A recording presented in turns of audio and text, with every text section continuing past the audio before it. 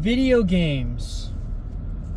The state of video games in our world right now, well, at least my opinion on the ones that I've played.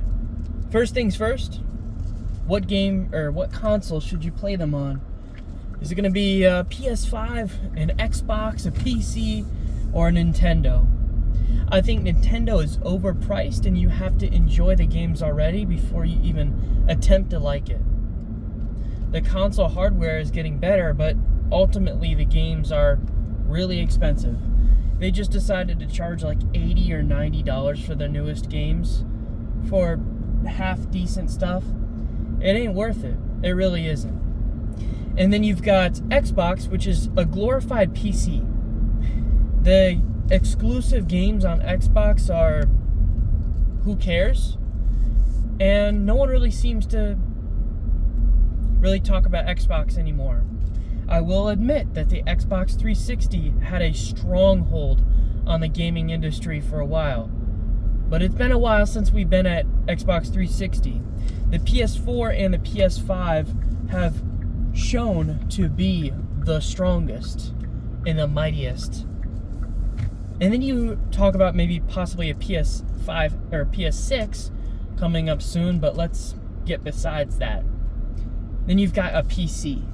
I think PCs are great. I've got a gaming laptop myself. If you are not a gamer, but you also like doing video editing, and you're thinking, well, what should I buy? A gaming PC or a PS5? Me personally, I got a gaming PC because I wanted to do video editing. But a lot can be done from your phone. And 99% of my videos are straight shot, nothing else, no other garbage. I'm just recording, talking to you, and then dipping. A local access only. Oops, my bad. I've done this before, but we gonna do it again. Anyways, I do minimal editing sometimes. I'm trying to get better about that. I'm trying to change up my style of video so that there's more variance in the types of videos I make. A little bit more Mr. Beastie, a little bit more clickbaity, but still fun to do. I've always enjoyed video editing, so I want to get back into it. I mean, I'm half decent at it, I would say. I'm not about to complete animations and meme compilations with it, but I can put it together pretty well. And I understand the fundamentals. I'm technically certified in Premiere Pro 2015 from high school, so that was pretty cool. But what have we learned? First of all, this road is awful. They really haven't fixed this yet. To live here right now would be criminal.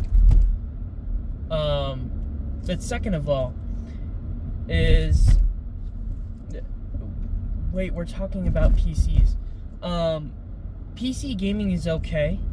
I would say that if you are a competitive first-person shooter genre type person, it is invaluable. You kind of have to, right? But anything beyond that, you have to wonder, what are you doing, you know?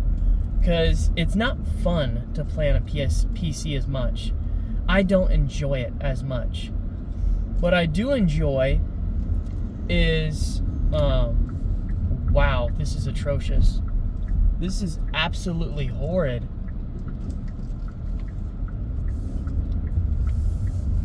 Alright. This is really bad. Anyways, with gaming PCs,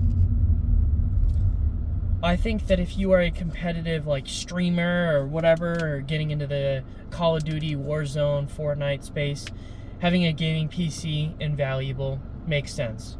Video editing makes sense. Playing single-player games that you just want to enjoy after a long day of work, and they're difficult, like Elden Ring or something, I think that you're better off getting a PS5. PS5 games, while some of them are more expensive, a lot of them are cheaper than buying it for PC. PC games usually can be a lot more expensive. Just throwing that one in mind. There's a handful of them, a collection, I would say, a genre of PC games that are way cheaper. But then most of the games that are big are put on the consoles. And most of those are sold for consoles. Now, getting a gaming laptop that are $500 and then getting a PS5 that's maybe $450, you're looking at about a $1,000 setup right there to have the best of both worlds. I really respect that. I think that's really nice. I don't think that you should spend $1,000 on a PC and then not have access to a PS5 because, well, first of all, to get the same level of gaming as a PS5, you would have to spend about $1,000 on a setup. And then you have to, you're kind of enslaved to your PC at that point. For me personally, I don't like having to find the right buttons on a keyboard and make sure I know, I'm not that good of a typer. Now, for Helldivers, I'm pretty good. But occasionally there's a misinput, and I just have to say, I don't blame a misinput on the controller when I'm using my PS5. I just blame it on me sucking and trying to button mash. So I completely respect the button mashing. I do think that third person is better for a controller, but first person, you need that accuracy of the mouse, right? You can't just crank that sensitivity and hope for the best with the auto aim on a controller. You really do need a mouse and keyboard for first person shooters. It really is difficult any other way. But for third person, I would really enjoy a controller. It feels better. But I don't want to sit at my terrible desk setup to play a game. I want to chill on my couch and watch it on my big TV and have some fun. So for me personally, I grew up on third person games on the PS3. So a lot of my fun gaming comes from playing on a console. So I may be a little bit biased on that, but at the end of the day, I think that the PS5 is best. And then you play PS4 games on it as well. There's going to be a handful of multiplayer games that you just have to play on your PC. So I respect that. But, keep an open mind. I think the console can do a lot. And I think a lot of your gaming extravaganza can be done on a PS5. That being said, what are your favorite games, Luke? Well, I personally enjoy open world games. Why? Because they're usually the bigger ones. Red Dead Redemption 2, GTA 5, those are the basic ass things, right? But what we want to get into is Elden Ring, Ghost of Tsushima, Cyberpunk, Spider-Man Miles Morales, Spider-Man 2, you've got Horizon Zero Dawn and Forbidden West. You've got the Far Cry series, the Assassin's Creed series. All of these games, some of the later titles, maybe not so much, are really good. And it's because they have a huge storyline. They're a campaign. A lot of games nowadays are multiplayer focused. And I don't want to have to rely on the game being popular enough for me to enjoy it. Personally, I don't want to spend $70 on Call of Duty just so that they can release a new one 2 years later and my money is wasted. I want to be able to replay this game as many times as I want, hopefully a lot. Don't get me wrong, the replayability of a multiplayer game, Battle Royale, Warzone, whatever, is awesome. I put a lot of hours into Warzone, but a lot of it is me hiding in some little cave or little area and waiting for the storm to kill everyone else so that I can possibly squeak out a dub without killing anyone. That's usually my primary goal, but it's just kind of lackluster. There's no story mode to it. There's no wins. You don't really lose. You can maybe get your kills up, but at the end of the day, you're limited by your hardware, your skill set, and your internet connection. When I play a single player game, my internet connection and my hardware are out of the picture for the most part, for most games. The last thing is skill issue. If I am able to fight the same enemy over and over and over again until it's hammered into my head that I need to beat it in this way, I have now increased my skill set for this game. If I keep playing Call of Duty and I keep going up in ranks, playing competitive and ranked, I never get to enjoy the fact that I'm good at the game, because there's always going to be someone better with a better internet connection and a better hardware setup and in a better location to that internet connection, because that's a factor too. I think Ninja or one of these streamers actually moved to where they have the Fortnite servers. How crazy is that? But that right there is why I just can't stand. Do I turn here? No, up here. Oop, my bad. Sorry. Oopsie daisy. But that is the reasoning behind it. That's why I really enjoy single player games a lot more. However, you have two different types of single player games majority wise. You have a closed campaign. It's a little bit short, but it's very replayable, I will admit. And then you have open world games. While they're a little bit bloated for sometimes, most of them are big stories. And some of them are hit or miss, and it's very much a new concept, and they're very expensive, and yes, I understand that. But I think that if you pick out the right ones and you get ones that have aged well, that are PS4 titles or early PS5 titles, where at first they were $70, now you can get them for, $30. It's a very good, valuable game. Anything outside of that, icky, right?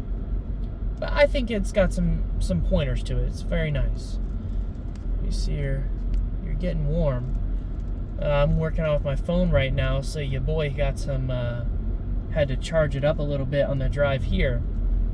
But I would have to say that I really enjoy open world games. Right now I'm playing Ghost of Tsushima, and I would say I would give it a 9 out of 10. The only thing that I have a little issue with is that in Red Dead Redemption, if I run around in the forest for a little bit, I can shoot a little critter. And the pelts aren't really useful, but it's still fun to do. Now, Ghost of Tsushima, you can still shoot the pelts off of like pigs and stuff, but they're not really there to be shot and hunted. In Red Dead Redemption, you have to hunt the pigs and stuff. Like, it's part of the story. They're intelligent, where in Ghost of Tsushima, they just kind of like run away and you kill them and then that's it. So I think that small aspect makes that experience more fun. If you don't do that, it doesn't really matter. It's not too much of a difference, but the thing is you can go through the paths in Ghost of Tsushima. In the first of me starting it, I was like, where is everybody? Like, can I fight somebody? What's going on? And then there's sometimes where I'm like, yo, give me a break. Let me get to where I need to be. You can also kind of choose whether or not to fight them, so there's also that as well. If you've ever played Spider-Man Miles Morales, they do that too. That random encounter kind of thing. They pop up out of nowhere, they start shooting you or attacking you, and you can kind of go past them if you want or fight them. I wish there was more random encounters in Ghost of Tsushima. I think it would make it really good. And secondly, in the forest, they need to have something going on. There needs to be some stuff like that's being done, because otherwise I'm just like, what are we doing here? When I'm running through the forest, there should be more explorable, fun options and things to do. Right now it feels kind of lackluster, and that's sad. It shouldn't be that way. There should be, in the forest, I'm not saying there needs to be a lot in there, but there should be some little fun parkour stuff that isn't just there for slop, or animals that are actually intelligent that you have to hunt. Random encounters with animals and people too. There's a lot of them in Ghost of Tsushima, and I've played a lot so far, and it's a really fun game. I just think like maybe 2 more game aspects that are integrated into the forest, where it's a lot of quantity of the game. Like there's a bulk of the game is just these beautiful forests, but there's nothing to do in them. And then secondly, with games, I would have to say that prices are ridiculous right now. And me having to be online for some of these single player games where I just downloaded 70 gigabytes onto my hard drive just so that I have to play it online, and my internet connection's terrible, that kind of sucks. Like, we gotta stop doing that.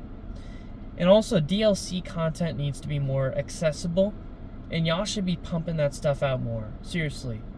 Imagine if, like, game companies were like Elden Ring, where they made that Shadow of the Erdtree DLC. That's a whole nother game in one. And it's a whole nother price in one, that's for sure. But it's worth it. And a lot of people bought it. And it got resales on the original game, so kind of genius right there. Anyways, we are at Twin Oaks Conservation Area. We're going to walk this trail. We got our drone out today. It's a little wet out, I see, so maybe not too much going on. But nothing that will stop us from grabbing our hammock and throwing it up. I just hope it sprinkles for a little bit and goes away. Anyways, that's everything for today, or at least for this video. I've got a couple of things to tell you. Anyways, see ya.